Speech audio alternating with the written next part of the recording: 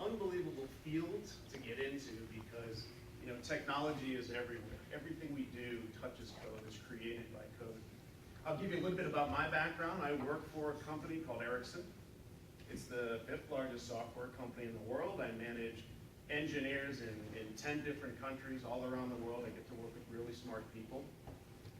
I'll give you some examples. You know, I've been writing code and managing teams for 25 years, so I've done 50,000 hours of code. I did the math this morning.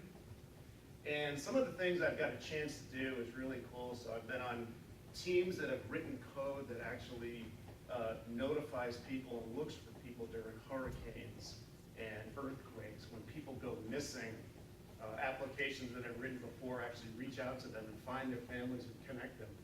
It's really cool.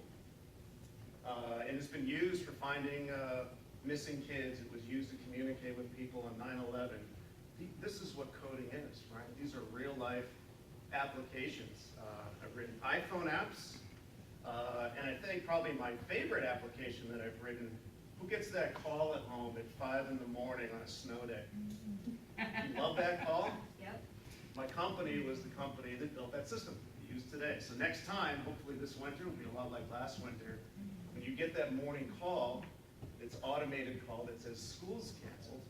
That's done by software that my team wrote about 10 years ago. I think that's pretty cool. I think it's cool that it calls my home as well to tell my daughter that there's no school. So those are some really exciting things, and you know, code is everywhere. I think, you know, where can you think of code is running in this room? Obviously, you all have your computers here, but can you think of other places in this room where code might be running? Who can come up with one idea? 6th graders came up with 7 ideas. I just want to let you know. You just got out of their room. I'll give you an easy one, right? Everyone's got one of these in your bag. I don't know if you're supposed to have them or not, so I won't let you pull them out. But obviously, this is an easy one. Software is running. You can write apps. Maybe some of you have written an iPhone app or Android app. I've done it. It's a lot of fun. It's easy to do. It may seem intimidating at first, but it's very, very easy to do. And it's so gratifying to give instructions to a computer, hit the run button, and then stuff happens. That's really, really cool. Where else is code written? You might find it in some of the most mundane places around here, maybe in your backpack or others. Can you think of another one? Don't make me bring the 6th graders in here. Yes. Your watch, exactly. Fancy, what is that? Apple Watch. Apple Watch, clearly. I think she just wants to show off that she's got an Apple All Watch. right. I've got it for my golf prowess. There you go. Only kidding. I wanted an oracle, actually. Wonderful. My watch, not as fancy, but there is software running in here. Let me reach in my pocket, maybe I got things in here. How about the clicker to my car?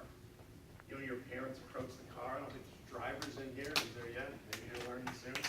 When you unlock your car, that's software. That's using software and a technology called near-field communications to communicate from this thing to your car. And we don't think that that is code, but that is actually code. You want to open the trunk. Mine's fancy. I can start it from here. I'll probably do that before I head out. That's all software. How about this thing I just got? Fitbit. Who's got one of these? Your parents got one, you got one. This is all software.